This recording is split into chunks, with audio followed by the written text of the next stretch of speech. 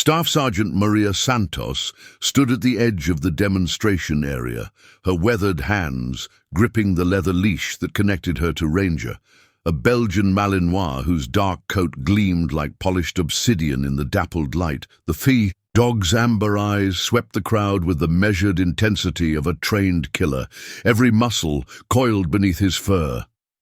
"Ladies and gentlemen," the announcer's voice crackled through the PA system, "we're honored to present a demonstration of the incredible bond between our K9 units and their handlers. Staff Sergeant Santos and Ranger have served 3 tours together in Afghanistan and Iraq." Maria's jaw tightened. 3 tours.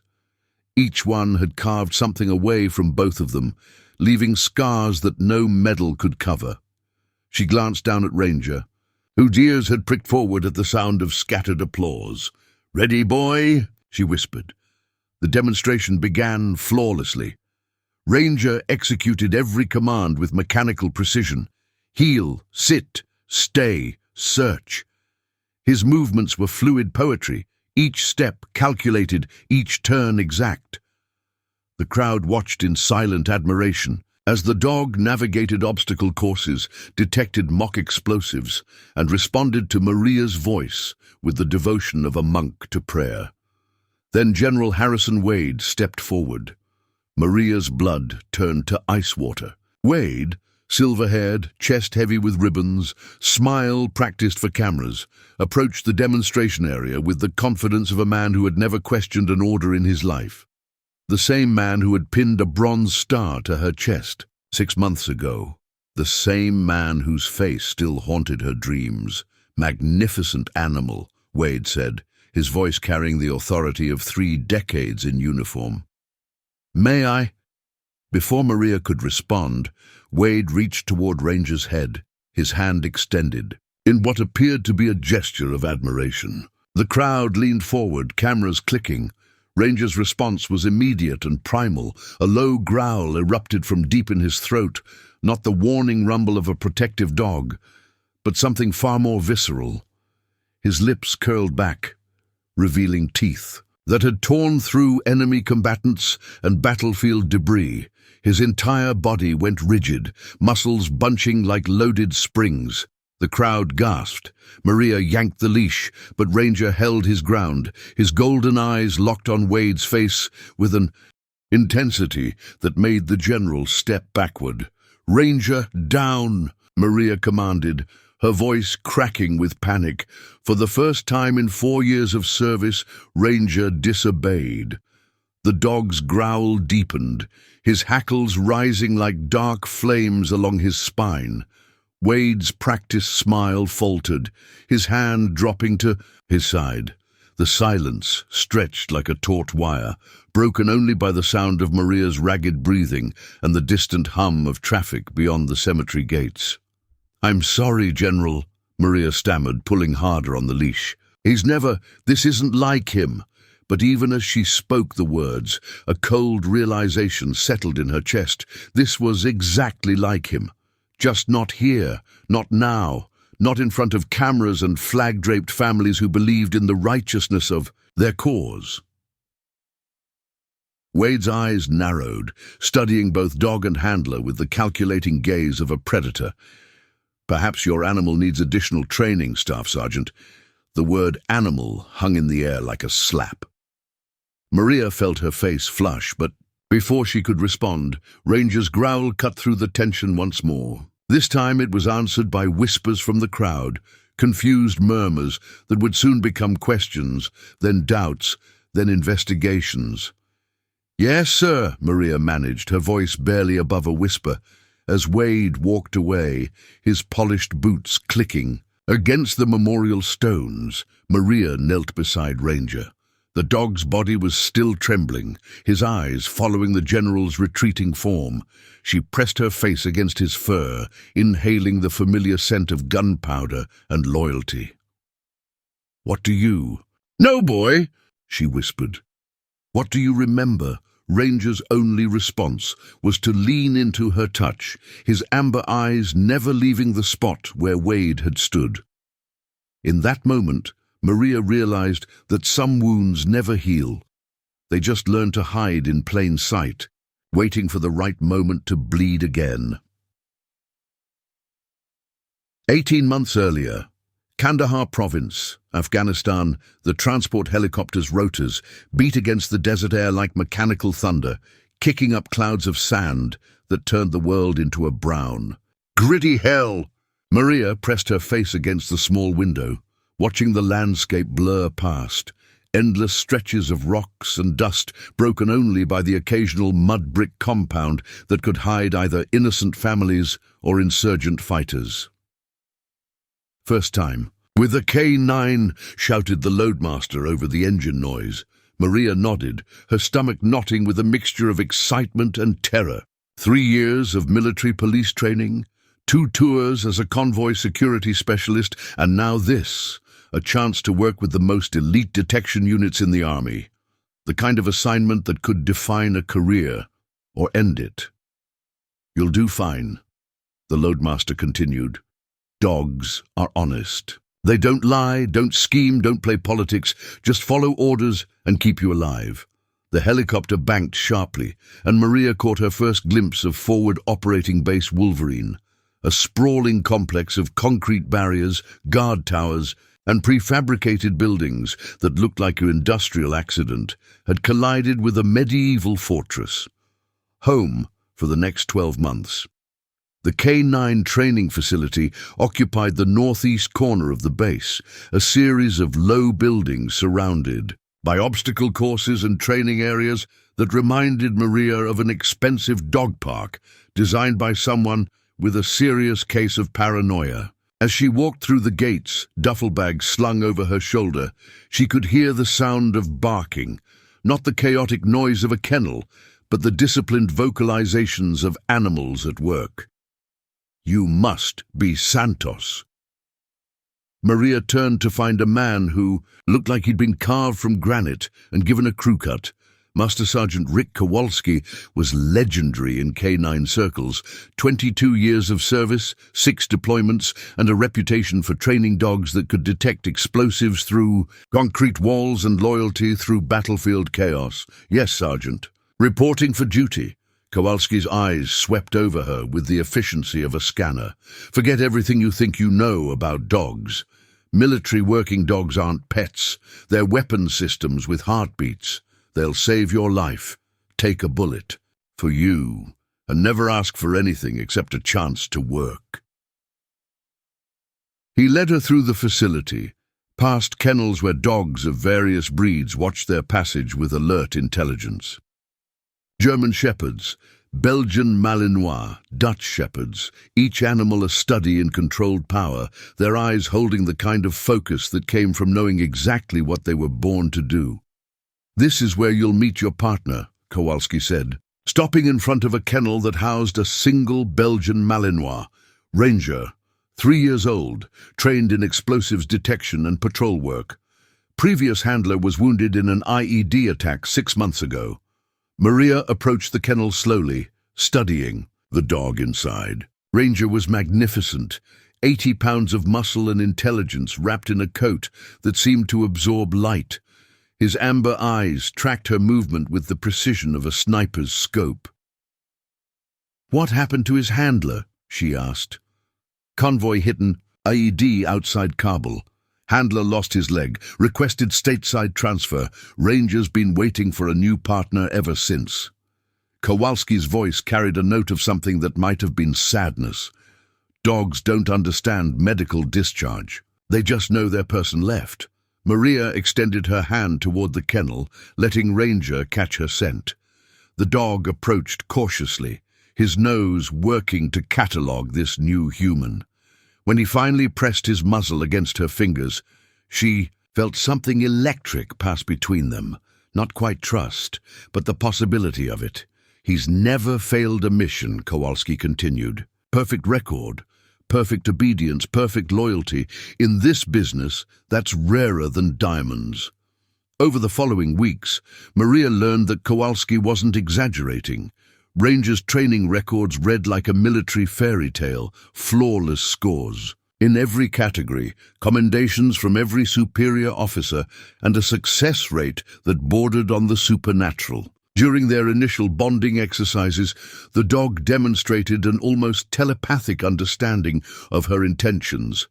"Seek," she would command, and Ranger would locate hidden explosives with the efficiency of a bloodhound crossed with a computer.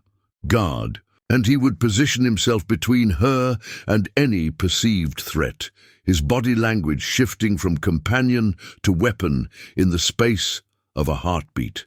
"Attack," and he would launch himself at padded training targets with the controlled fury of a medieval war machine. But it was during their off-duty hours that Maria truly began to understand the depth of Ranger's capacity for devotion.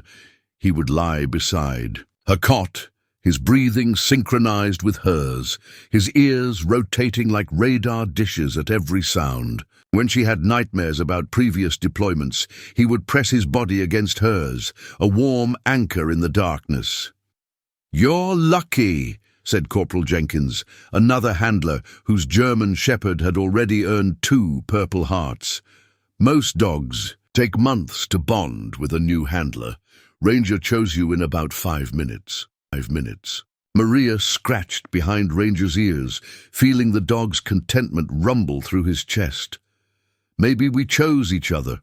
Their first live mission came 3 weeks later, a routine patrol through a village market suspected of harboring IED components. As they moved through the crowded streets, Ranger's nose worked constantly, sorting through the complex symphony of scents that told the story of daily life in a war zone. Suddenly, the dog froze. His entire body went rigid, his nose pointing toward a vendor's stall like a compass needle finding true north.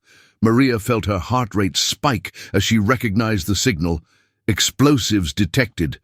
"Contact," she whispered into her radio, her voice steady despite the adrenaline flooding her system.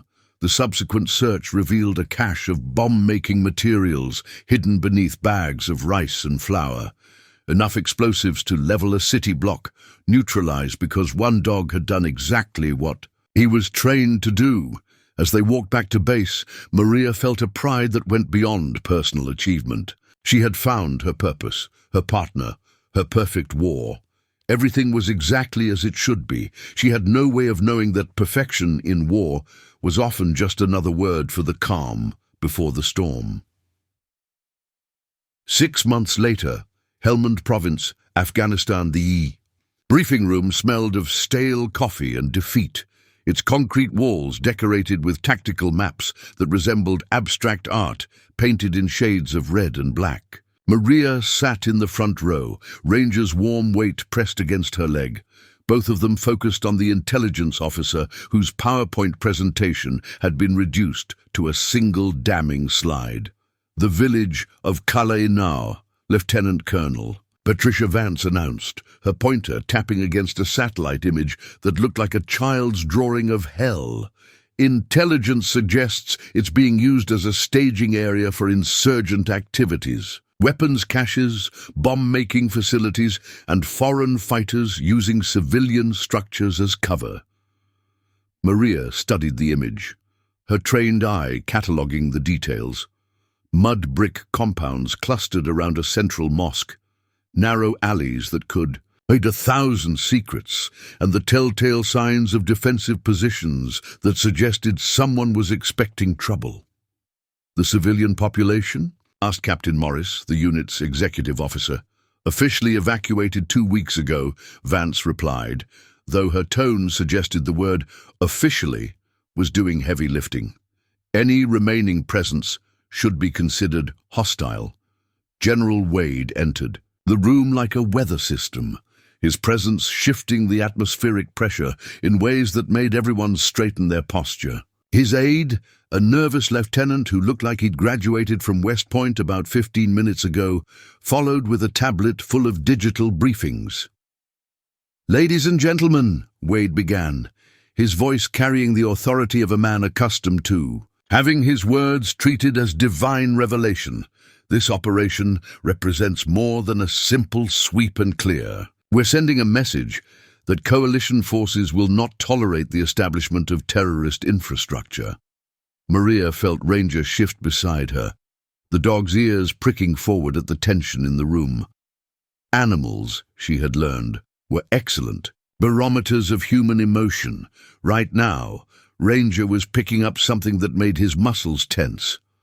Rules of engagement are modified for this mission, Wade continued, clicking to a slide that made several officers exchange glances. Any structure showing signs of hostile activity is authorized for immediate destruction. Any individual displaying threatening behavior is to be neutralized without hesitation. The slide showed a series of photographs, weapons caches, bomb-making, materials, and surveillance footage of men in military-age clothing moving through the village. But something about the images bothered Maria, a nagging sense that the pieces didn't quite fit together. "Sir," ventured Captain Morris, "what about verification protocols? Standard procedure requires—" "Standard procedure," Wade interrupted, "is what's gotten us bogged down in this theater for the past decade. This is a war, Captain, not a police action. We identify threats and we eliminate them."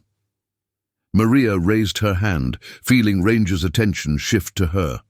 "General, what about K9 confirmation? Our detection teams can verify weapons caches before engagement." Wade's eyes found hers across the room, and for a moment she saw something that made her stomach clench. Not anger, but calculation. The look of a man who had already decided what truth he wanted to hear. "Your dogs will be useful for post-engagement cleanup, Staff Sergeant, but battlefield decisions require human judgment, not animal instinct." The phrase hung in the air like a challenge. Maria felt her cheeks flush, but before she could respond, Ranger's low growl cut through the tension. The dog was staring at Wade with the same intensity he reserved for detecting explosives. "Control your animal, Staff Sergeant," Wade said, his voice dropping to a temperature that could freeze desert sand. Maria's hand found Ranger's head, applying gentle pressure to signal calm. The dog's growl subsided, but his amber eyes remained fixed on the general, with an intensity that made other officers shift uncomfortably. "As I was saying," Wade continued, his gaze never leaving Maria's face, "this operation will proceed according to established protocols. Any questions?" The silence that followed was the kind that absorbed sound and hope in equal measure. Maria felt the weight of training, loyalty, and duty pressing down on her like a physical force. In the military, questioning orders wasn't just discouraged. It was a career-ending offense that could result in court-martial and imprisonment. But beside her, Ranger's breathing had changed. The dog's nostrils flared as he processed scents that humans couldn't detect, his head tilting slightly as he analyzed information that existed beyond the realm of tactical briefings and satellite imagery. "Dismissed," Wade announced. "Operation begins at 500 hours. As the officers filed out, Maria lingered, her mind racing through the implications of what she'd heard. Modified rules of engagement, presumption of hostility, authorization for immediate destruction. The kind of orders that turn soldiers into something else entirely. Santos. Wade's voice stopped her at the door. "A word." She turned, feeling Ranger's protective instincts activate as the dog positioned himself between her and the general. Wade's eyes narrowed at the display of canine loyalty. "Your dog seems to have an attitude problem," he said, his voice carrying the weight of accumulated authority. "In my experience, that usually reflects the handler's mindset. Ranger's record speaks for itself, sir. Perfect obedience, perfect loyalty." "Perfect obedience," Wade repeated, stepping closer. "That's what I expect from everyone under my command. Dogs. Soldiers, officers, no exceptions." Maria felt the temperature in the room drop several degrees. "Yes, sir, good, because tomorrow's mission requires absolute discipline, no hesitation, no second-guessing, no room for conscience to interfere with duty." As Wade walked away, Maria knelt beside Ranger, pressing her face against his fur. The dog's body was trembling, not with fear, but with the kind of tension that came from recognizing a threat that couldn't be neutralized with teeth and claws. "What is it, boy?" she whispered. "What do you know?" Ranger's only response was to lean into her touch, his amber eyes tracking Wade's retreating form. In that moment, Maria realized that some orders created more damage than enemy fire. They just took longer to bleed out. 4:30 hours, Kala Inar.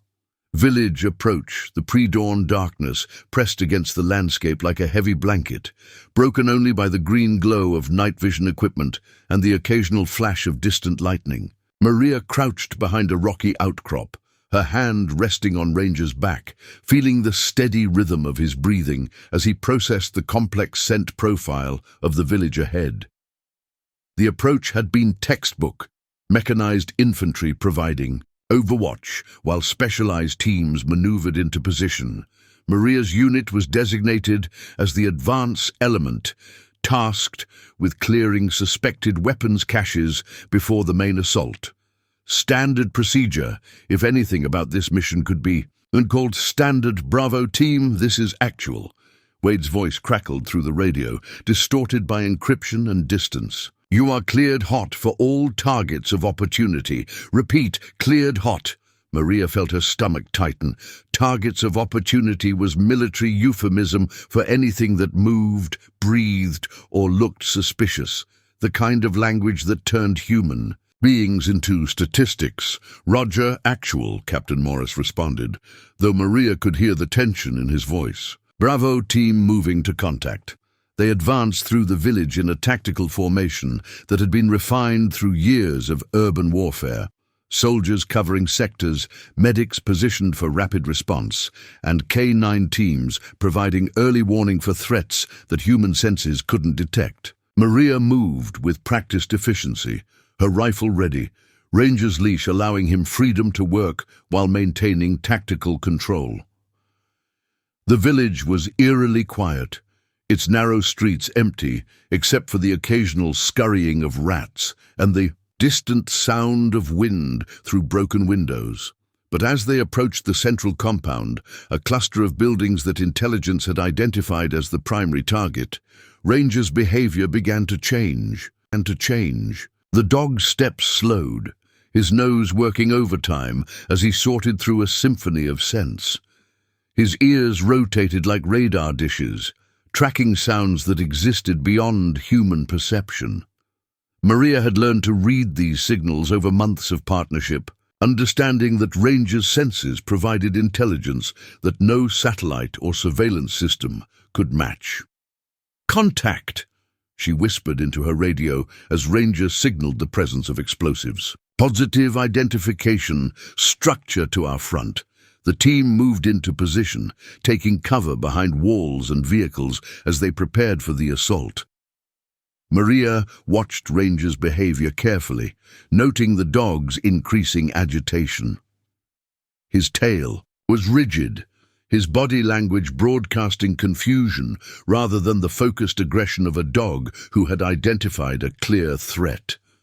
"Something's wrong," she muttered to herself, though she couldn't articulate what that something might be. The first explosion came from the eastern sector, a controlled demolition that sent debris cascading into the street. Then the second from the north, the coordinated destruction of suspected weapons caches, each detonation preceded by the kind of intelligence that satellites and human observation could provide. But when Captain Morris pointed toward the compound that Ranger had identified, Maria felt her world shift sideways. "There," Morris said, his voice tight with anticipation. "Your dog confirmed explosives. Light it up." Through her night vision scope, Maria could see the building clearly, a modest structure with thick walls and small windows that could indeed hide weapons or fighters. But Ranger's behavior wasn't matching the tactical picture.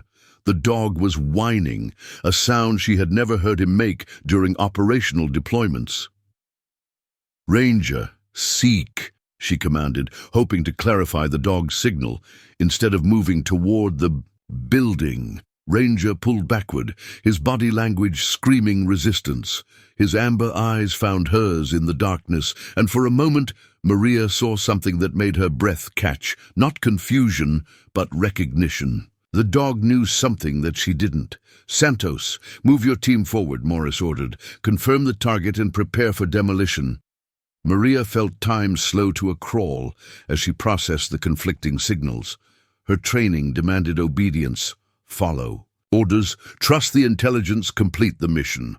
But Ranger's behavior suggested something else entirely, a reality that existed beyond briefings and satellite imagery.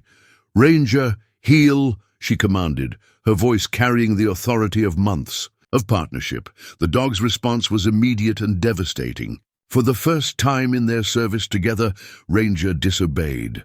Instead of moving toward the building, he planted himself in the dirt, his body rigid with refusal. His amber eyes locked onto hers, and Maria saw something that made her heart stop. Not defiance, but desperate communication. "Santos." Morris's voice cracked like a whip. "Control your animal and advance." Maria stared at her partner, feeling the weight of duty and intuition colliding in her chest. Ranger had never been wrong. In 6 months of operations, hundreds of missions, thousands of decisions, the dog had maintained a perfect record. His senses had saved lives, prevented disasters, and identified threats that human intelligence had missed. But now, for the first time, he was refusing to follow orders. "I can't," Maria whispered, the words escaping before she could stop them. "What did you say?" Morris demanded, his voice rising above the sound of distant explosions. Maria looked at the building, then at Ranger, then at the radio in her hand. Everything she had trained for, everything she believed about duty and obedience, was crystallizing into a single, impossible choice. "I said I can't," she repeated, her voice stronger now. "Ranger's never wrong. If he won't approach that building, there's a reason." The silence that followed was broken only by the sound of her own heartbeat and Ranger's rapid breathing. Through her earpiece, she could hear Wade's voice demanding situation reports, other teams confirming successful demolitions, and the machinery of war grinding forward with mechanical precision. But in that moment, crouched in the dirt with her, partner's refusal burning like a beacon in the darkness, Maria realized that some kinds of perfection were more dangerous than any enemy fire. And some kinds of obedience were just another word for moral blindness. Hours later, Forward Operating Base Wolverine. The debriefing room had been transformed into something resembling a military tribunal, its fluorescent lights casting harsh shadows across the assembled officers' faces. Maria sat at a metal table, her hands folded in front of her, while Ranger lay at her feet with the kind of alert stillness that suggested he understood the gravity of their situation. General Wade occupied the head of the table like a judge preparing to deliver sentence, his aide frantically taking notes on a tablet that reflected the room's harsh lighting. Captain Morris sat to Wade's right, his expression carefully neutral, while Lieutenant Colonel Vance reviewed a stack of incident reports that seemed to grow thicker with each passing hour. "Staff Sergeant Santos," Wade began, his voice carrying the weight of accumulated disappointment. "Your actions during Operation Clearwater resulted in mission failure, endangered American lives, and demonstrated a fundamental misunderstanding of military discipline." Maria felt her throat tighten, but she kept her voice steady. "Sir, I followed. My K-9 partner's assessment of the tactical situation. Ranger's record, your dog's record," Wade interrupted, "is irrelevant when weighed against direct orders from superior officers. You were instructed to advance and neutralize a confirmed threat. Instead, you chose to prioritize animal instinct over human judgment." The words hit like physical blows, each one carefully chosen to reinforce the narrative that Wade had been. Constructing since the mission's end. Maria glanced down at Ranger, who was watching the general with the same intensity he reserved for detecting explosives. "What did subsequent investigation reveal about the target building?" she asked, her voice barely above a whisper. Wade's jaw tightened. "That's classified information, Staff Sergeant. What matters is that you disobeyed direct orders in a combat situation." But Maria had already heard the rumors filtering through the base's unofficial communication networks. The building that Ranger had refused to approach had been empty of weapons, but full of something else. Civilian refugees who had been hiding in the basement, too terrified to evacuate when coalition forces had ordered them to leave. Families, children, elderly civilians who had trusted American soldiers to distinguish between threats and innocence. "Sir," Maria said, her voice growing stronger, "if the building contained non-combatants, then Ranger's refusal to approach—" "Enough." Wade's voice cut through the air like a blade. "You're being relieved of duty, effective immediately. Both you and your animal will be returned to the United States for administrative processing." The silence that followed was deafening. Maria felt her world collapsing around her, years of training and service reduced to a single moment of choosing conscience over commands. "What about the other buildings?" she asked, though she already knew the answer. "The ones that were destroyed before K9 confirmation?" Wade's expression didn't change, but something flickered behind his eyes, a moment of vulnerability that suggested he understood exactly what she was asking. Collateral damage is an unfortunate but inevitable consequence of warfare, Staff Sergeant. The mission's overall success cannot be measured by isolated incidents, but Maria had already heard those rumors too. 7 buildings destroyed, 15 confirmed weapons caches eliminated, and buried in the classified after-action reports, a casualty count that would never appear in public summaries. Civilians who had been in the wrong place at the wrong time, victims of intelligence failures and modified rules of engagement.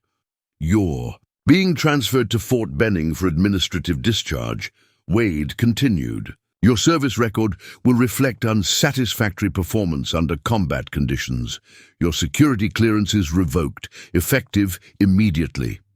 Maria felt Ranger's warm weight against her leg, the dog's presence providing the only stable point. In a world that had suddenly become alien and hostile, she thought about the bronze star that Wade had pinned to her chest 6 months ago, the ceremony where he had praised her dedication and courage.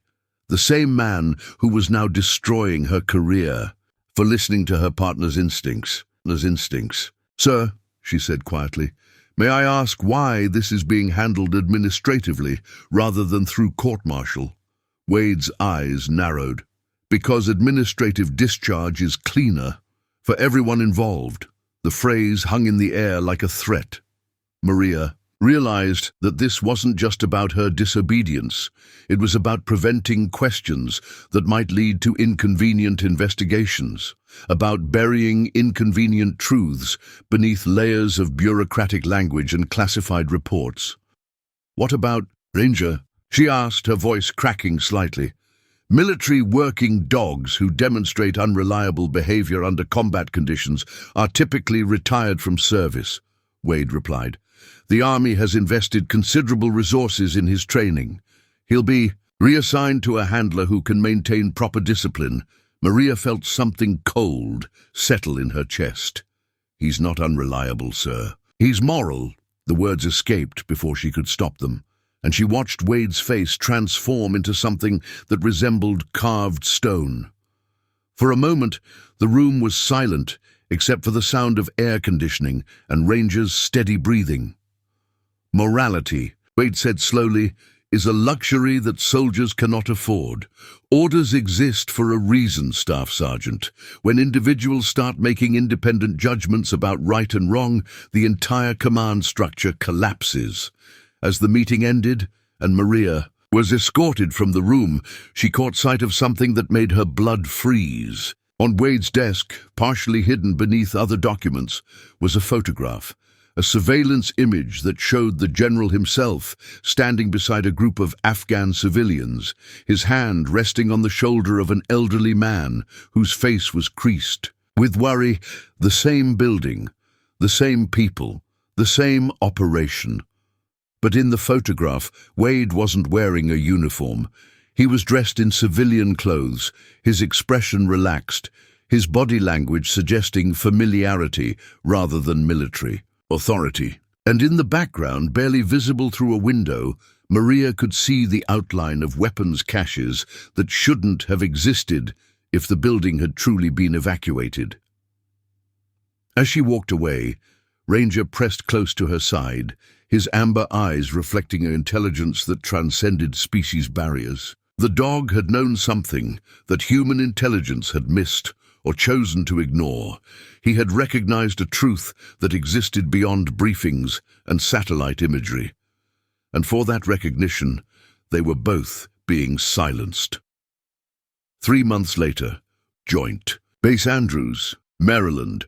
The discharge ceremony was a sterile affair, attended by a handful of officers who looked like they would rather be anywhere else. Maria stood in dress uniform, her chest bare of the ribbons that had once defined her identity, while Ranger sat beside her with the patience of a dog who understood that some battles were fought with endurance rather than aggression. Staff Sergeant Santos, the reviewing officer announced, "You are hereby discharged from the United States Army under conditions other than honorable. Your service record reflects unsatisfactory performance under combat conditions."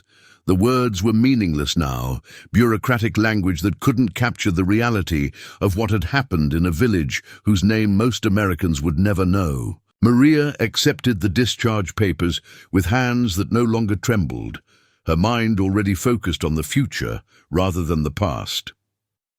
As she walked away from the ceremony, Ranger's leash loose in her hand, she felt the weight of civilian life settling around her like an unfamiliar uniform. But beside her, the dog's presence remained constant, a reminder that some kinds of loyalty transcended rank, regulations, and the complex moral calculations of modern warfare.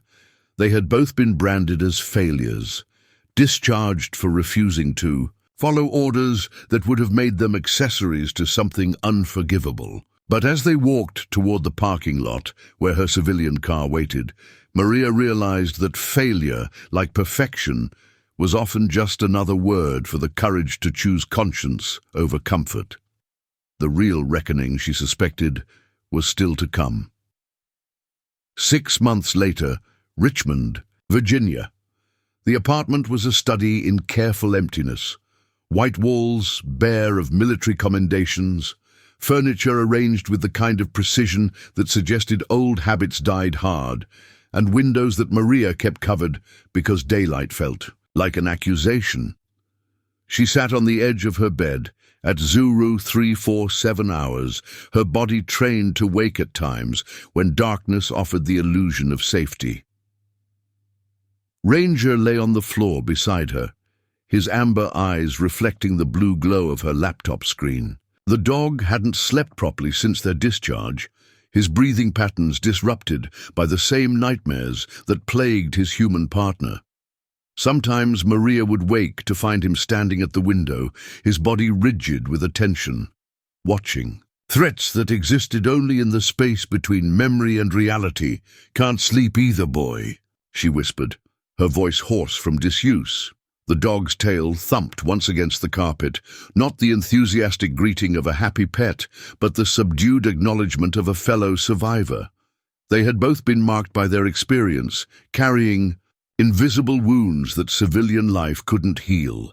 Maria's laptop displayed her latest attempt at normal employment, a security company that hired former military personnel for corporate contracts. The application form stared back at her, its fields demanding explanations for gaps in service, reasons for discharge, and character references from superior officers.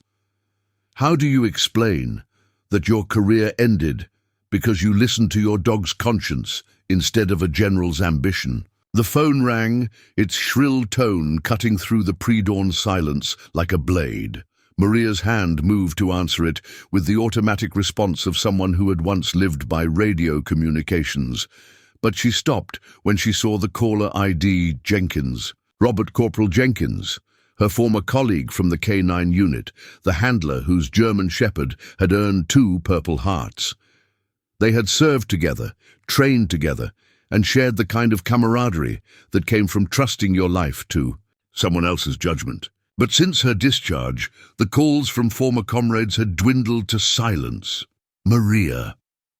Jenkins' voice carried the weight of exhaustion and something else, fear. I know it's late, but I need to talk to you. Rob? What's wrong? Not over the phone. Can you meet me? There's something you need to see.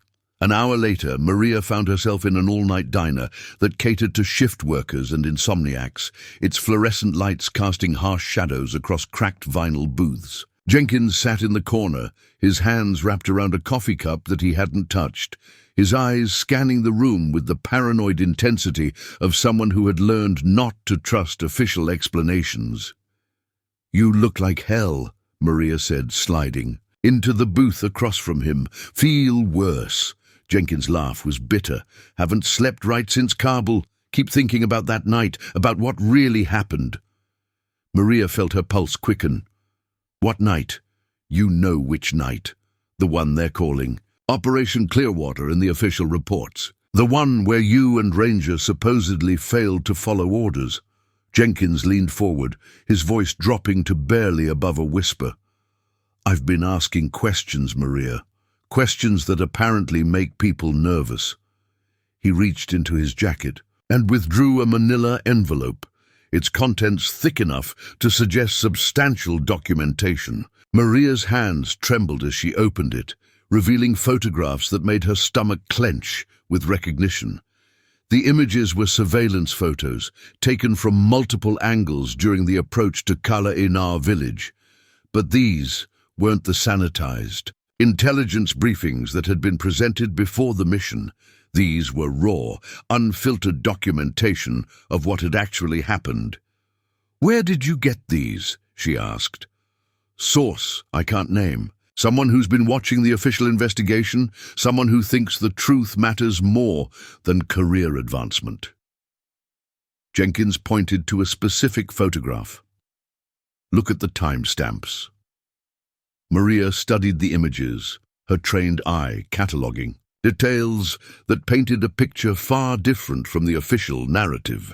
The photographs showed the village during the hours before the assault, but instead of the empty streets that intelligence had described, she could see signs of civilian presence, laundry hanging from windows, cooking fires still smoldering, children's toys scattered in courtyards.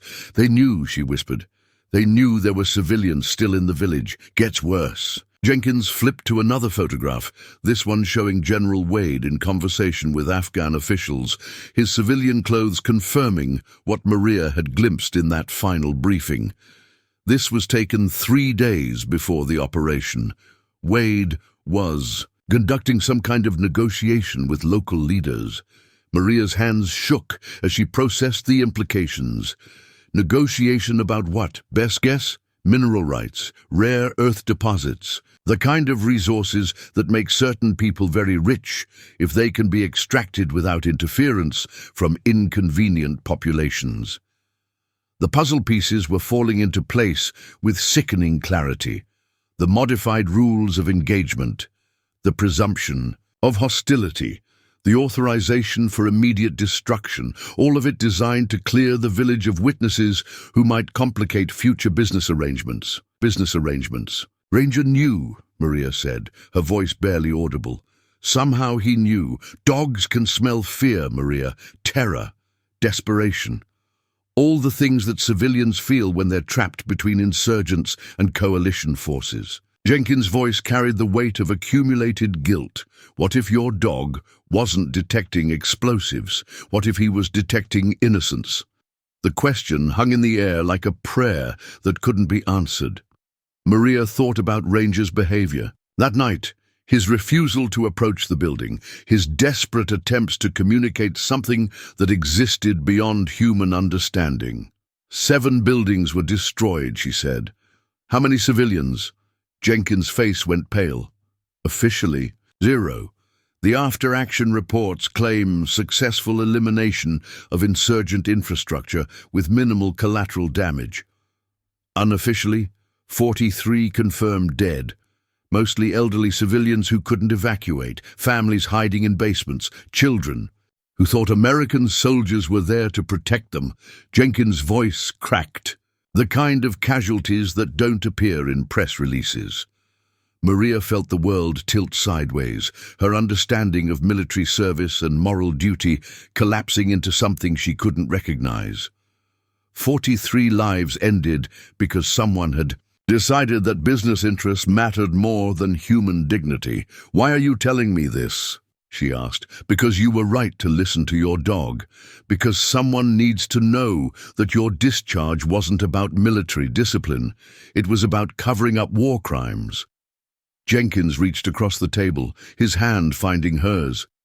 And because there might be a way to make this right.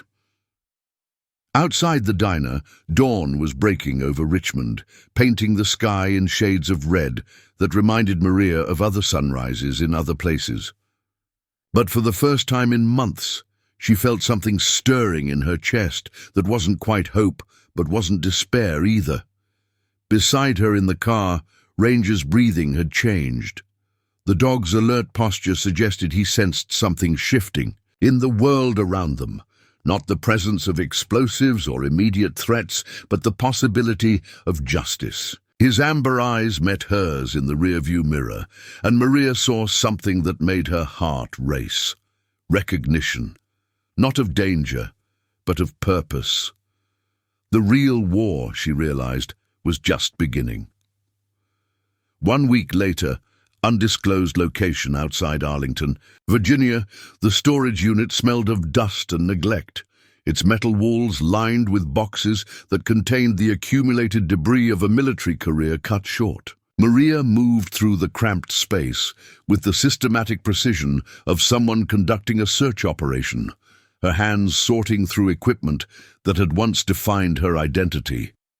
"It's got to be here somewhere," she muttered, her voice echoing off the corrugated walls. Ranger watched from the doorway, his body language suggesting he understood the importance of their mission, even if its specifics remained mysterious. The dog's amber eyes tracked her movements with the intensity of a partner who had learned to read human emotion as precisely as scent trails. Jenkins had been specific about what to look for. Helmet camera footage from the night of operation, Clearwater, digital files that should have been confiscated during her discharge, but might have been overlooked in the chaos of administrative processing. Every deployed soldier was required to carry recording equipment, but the footage was typically classified at levels that made civilian access impossible. Unless, of course, someone forgot to ask for it back. "There," Maria said, her fingers finding a small device that looked like a modified GoPro camera, helmet cam from my final deployment. The device was scratched and sand-scarred, bearing the kind of wear that came from months of combat operations. But its memory card was intact, containing terabytes of footage that documented everything, from routine patrols to the night that had ended her career. Maria's laptop displayed the files in chronological order, each one tagged with GPS coordinates, and timestamps that created a digital map of her final months in Afghanistan. She scrolled through routine missions, training exercises, and the endless documentation of military life until she found what she was looking for. Operation Clearwater, 0347 hours. The footage began with the pre-mission briefing, Wade's voice, clearly audible as he outlined the modified rules of engagement.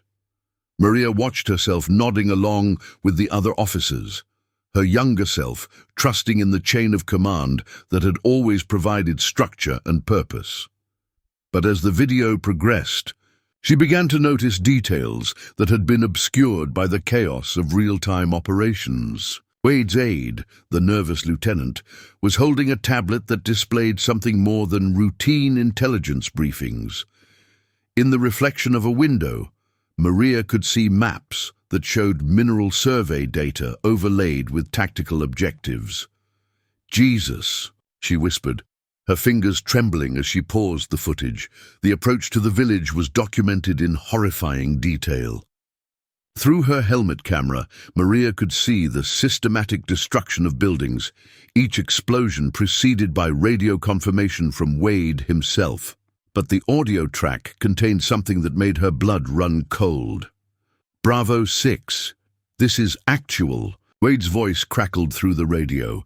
"Confirmed demolition of structures 7 through 12. Minimal observation time required.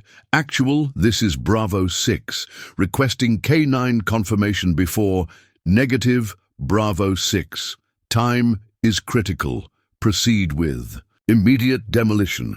Maria remembered that conversation differently. In her recollection, there had been discussion of verification protocols, debate about civilian presence, and careful consideration of intelligence assessments.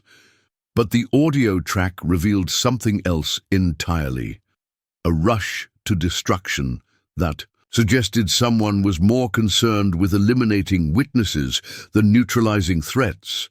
Then came the moment that had ended her career. The footage showed her approach to the central compound, Rangers' increasingly agitated behavior, and the conversation that had sealed their fate.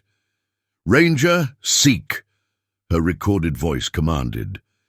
The camera captured the dog's refusal in devastating detail. His body language screamed resistance, his amber eyes fixed on something beyond the building's walls. But the audio track revealed something that Maria had forgotten in the chaos of the moment.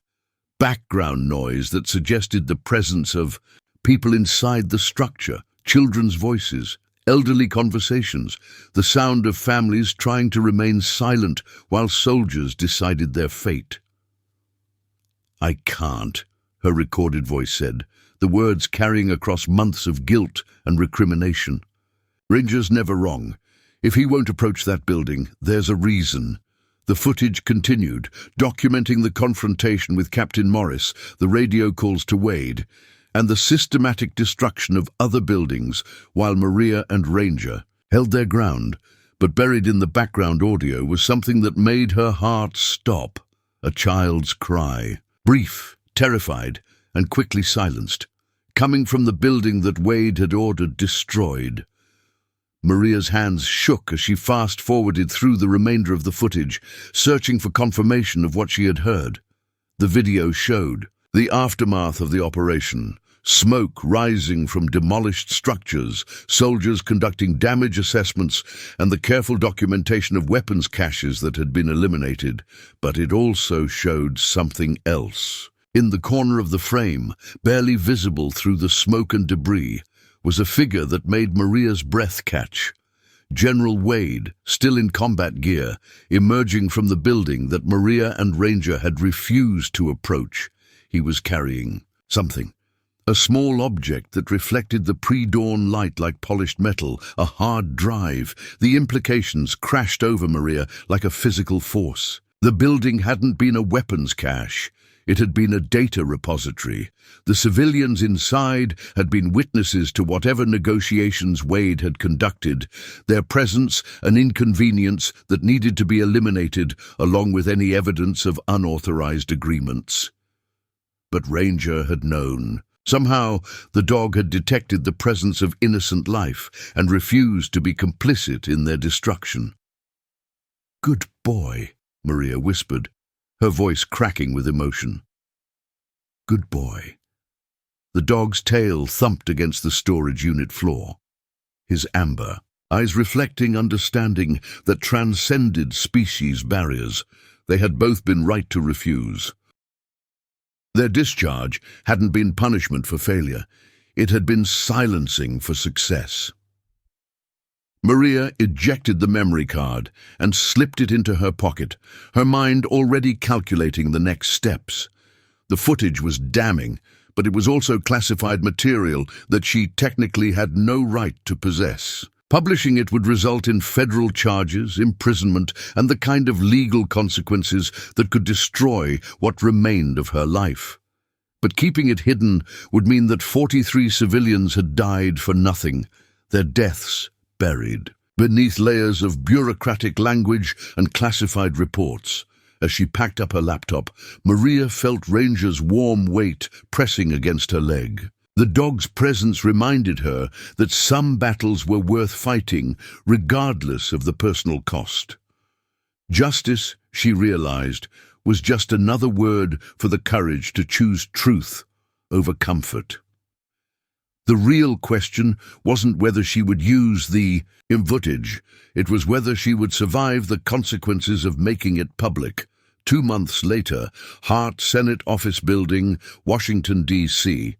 The hearing room was designed to intimidate, its marble columns and polished wood paneling creating an atmosphere of judicial authority that made civilian clothes feel like a costume. Maria sat at the witness table, her hands folded in front of her, while Ranger lay beside her chair with the kind of alert stillness that suggested he understood the importance of their testimony. The Senate Armed Services Committee had convened an emergency session following the release of footage that had dominated news cycles for 3 weeks. Maria's helmet camera video had been leaked to investigative journalists by sources that remained carefully anonymous, its content sparking national debate about rules of engagement, civilian casualties, and the moral responsibilities of military personnel. Senator Patricia Hawthorne, the committee's ranking member, called the session to order with the kind of gravitas that suggested she understood the historical significance of the moment. Her voice carried the authority of someone who had spent decades navigating the complex intersection of military policy and political reality. This hearing is called to examine allegations of misconduct during Operation Clearwater, conducted in Afghanistan 6 months ago, Hawthorne announced. We will hear testimony from military personnel, review classified materials, and attempt to determine whether existing rules of engagement require modification. Maria felt her stomach tighten as she scanned the room. The gallery was packed with reporters, military families, and advocacy groups who had turned her story into a symbol of larger questions about American military conduct. But at the back of the room, she could see other figures, men in expensive suits who radiated the kind of authority that came from controlling information rather than seeking it. General Wade entered the hearing room like a storm system, his dress uniform heavy with ribbons that represented decades of distinguished service. His aide followed with briefcases full of classified documents, their expressions suggesting they were prepared for battle rather than testimony. General Wade, Senator Hawthorne began, "You were the commanding officer for Operation Clearwater. Can you explain the intelligence that led to the mission's authorization?" Wade's response was polished and precise, delivered with the confidence of someone who had spent years briefing politicians about military necessity. "Senator, the village of Calais now represented a significant threat to coalition forces. Intelligence confirmed the presence of weapons caches, foreign fighters, and bomb-making facilities that required immediate neutralization. What about civilian casualties?" pressed Senator Martinez, a former Marine who had lost a leg in Iraq. Regrettably, "Senator, civilian casualties are an inevitable consequence of warfare. However, our rules of engagement were carefully designed to minimize collateral damage while achieving strategic objectives." Maria watched Wade's performance with the kind of professional admiration that she wished she could suppress. His answers were technically accurate, bureaucratically sound, and completely divorced from the reality of what had happened that night. "Staff Sergeant Santos," Senator Hawthorne said, turning her attention to the witness table, "you were discharged from the Army following Operation Clearwater. Can you explain the circumstances that led to your refusal to follow orders?" Maria felt the weight of the moment settling around her like a physical presence. Every word would be recorded, analyzed, and used to either vindicate or condemn her. Choices, But beside her, Ranger's steady breathing provided an anchor of certainty in a world that had become alien and hostile. "Senator, my canine partner detected something that human intelligence had missed. Ranger's behavior indicated the presence of civilians in the target building, not weapons or insurgents. How can you be certain of your dog's assessment?" Senator Coleman asked, his tone suggesting skepticism about animal intelligence. "Because Ranger's record was perfect, sir. In 18 months of deployment, he never gave a false positive on explosives detection. His senses are more reliable than any electronic equipment we possess." Wade's voice cut through the hearing room like a blade. "Senator, with respect, military decisions cannot be based on animal instinct. Combat requires human judgment, not canine intuition." "General," Senator Martinez interjected, "the helmet camera footage suggests that Staff Sergeant Santos's assessment was correct. The building contained civilians, not weapons. The footage is taken out of context, Senator. Tactical situations require split-second decisions based on available intelligence. Second-guessing those decisions with the benefit of hindsight serves no constructive purpose."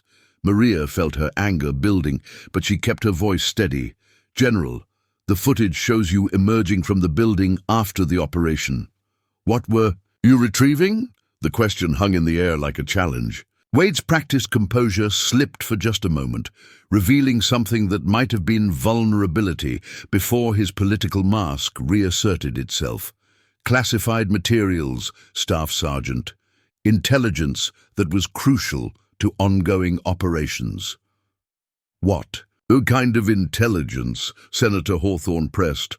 "I'm not at liberty to discuss classified information in an open hearing, Senator." But Maria had already seen the answer in Wade's eyes. The slight tightening around his mouth, the way his hands gripped the witness table, the almost imperceptible shift in his posture. All signs that she had learned to read during months of partnership with an animal whose survival depended on detecting deception.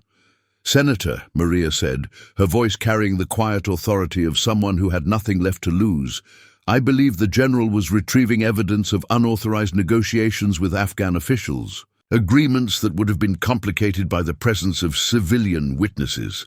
The hearing room erupted in chaos.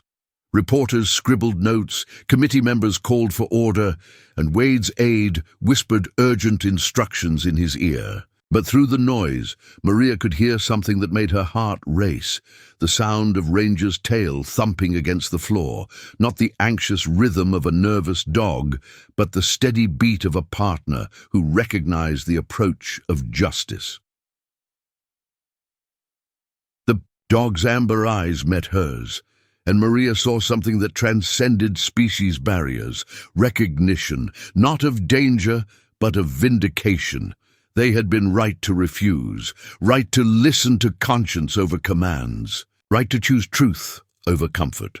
As the hearing continued, Maria realized that some battles were won not with weapons or strategies, but with the simple courage to speak truth to power. And sometimes that truth came from sources that couldn't be silenced by discharge papers or classified reports. Sometimes it came from the conscience of a canine. 3 weeks later, Maria's apartment, Richmond, Virginia.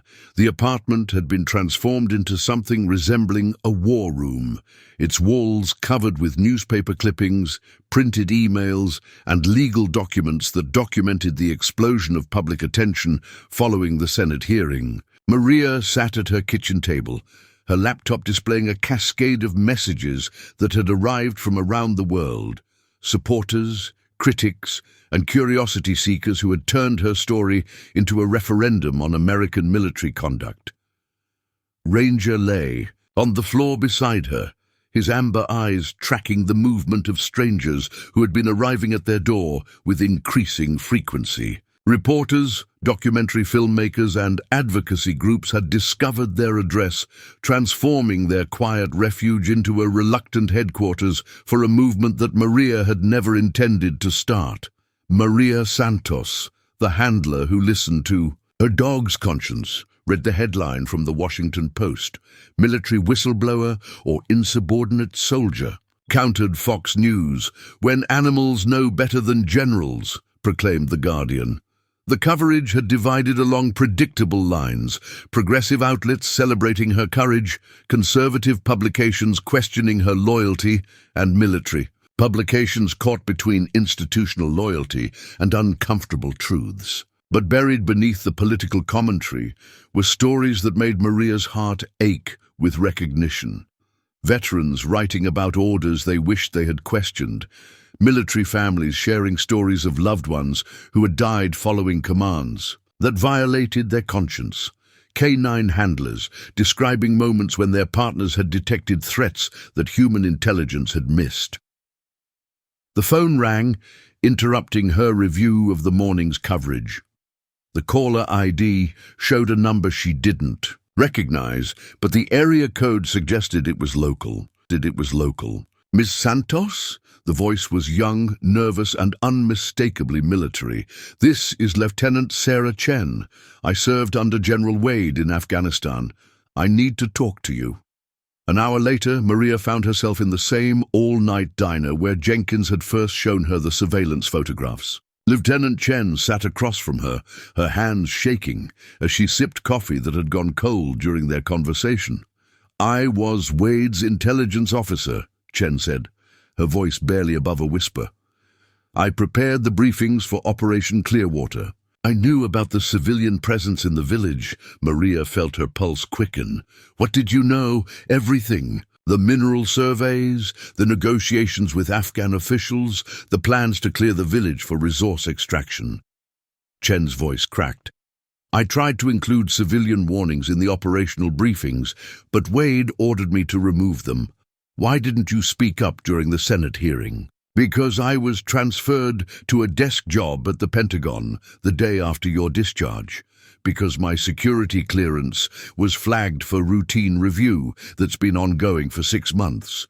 Because I was told that discussing classified information would result in immediate court-martial." Chen reached into her purse and withdrew a flash drive, its contents representing the kind of evidence that could end careers and launch criminal investigations. "But after watching your testimony, I realized that some things are more important than protecting institutions." Maria stared at the device, understanding that accepting it would cross a line from which there could be no return. Publishing classified intelligence would result in federal charges, imprisonment, and the kind of legal consequences that had destroyed other whistleblowers. "What's on it?" she asked. "Everything. The real intelligence reports, the mineral surveys, the communications between Wade and defense contractors, the casualty assessments that were buried in classified annexes." Chen's voice grew stronger. "Proof that Operation Clearwater was designed to eliminate witnesses, not terrorists." Maria thought about the 43 civilians who had died that night, their deaths reduced to footnotes in classified reports that would never see public scrutiny.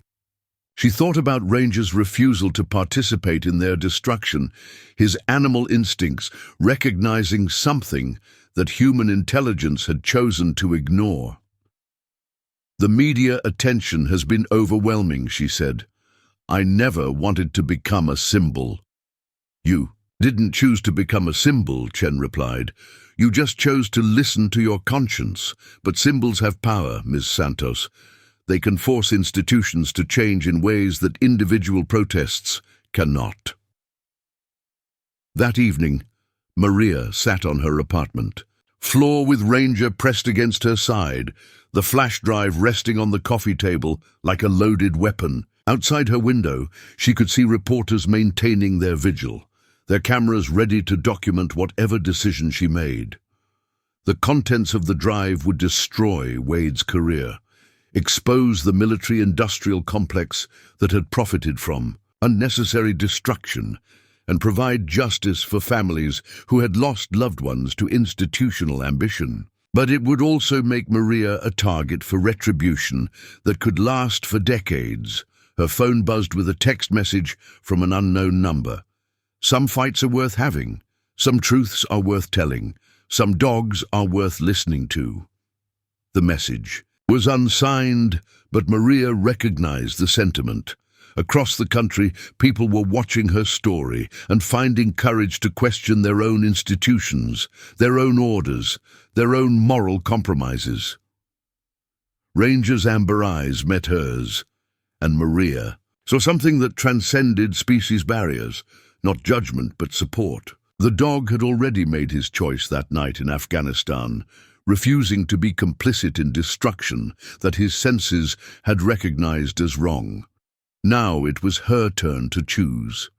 Maria picked up the flash drive and inserted it into her laptop, her fingers moving with the steady precision of someone who had learned that courage wasn't the absence of fear.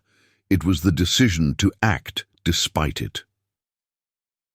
The real battle wasn't about military discipline or rules of engagement. It was about the kind of society that America wanted to be, and whether institutions could be held accountable for the decisions they made in the name of national security. As she began uploading the files to secure servers that would distribute them to journalists around the world, Maria realized that some wars were fought not with weapons but with truth. And sometimes that truth came from the most unlikely sources. Sometimes it came from the conscience of a canine who had refused to follow orders that violated everything he had been trained to protect. 6 months later, Arlington National Cemetery, the morning sun cast long shadows across the same memorial grounds where Maria's story had begun. But the autumn air carried a different weight now. Not the anticipation of ceremony, but the satisfaction of justice finally served. The Veterans' Honor Ceremony had been redesigned. Its focus shifted from military pageantry to honest reflection on the moral complexities of service.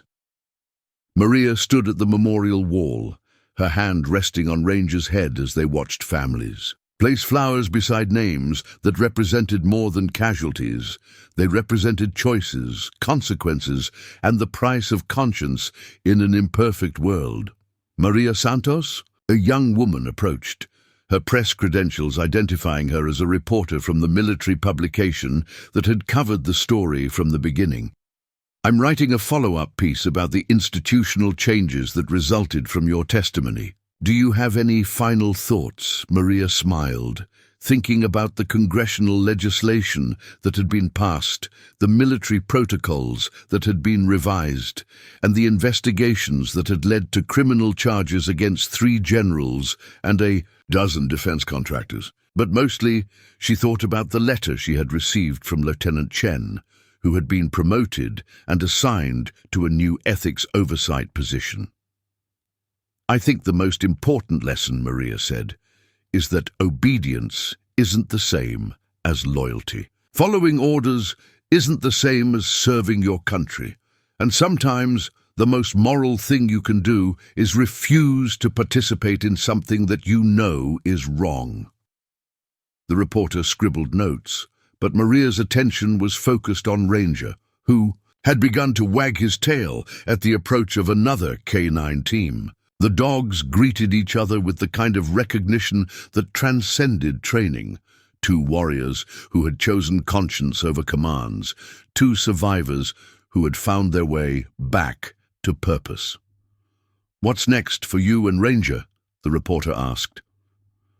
"We're starting a training program for canine handlers," Maria replied, "teaching them to recognize when their partners are detecting something that human intelligence might miss. Teaching them to trust animal instincts when institutional pressures demand blind obedience."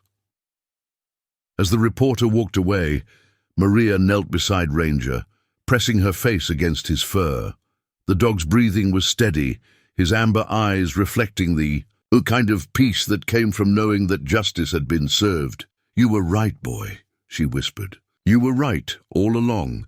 The dog's tail thumped against the ground, not with the anxious rhythm of a nervous animal, but with the steady beat of a partner who had learned that sometimes the most important battles were fought not with weapons, but with the simple courage to refuse. Around them, the memorial grounds continued their eternal vigil, honoring those who had served, those who had died, and those who had chosen to listen to conscience when institutions demanded compliance. Some followed orders, one dog didn't, and that's why the truth lived.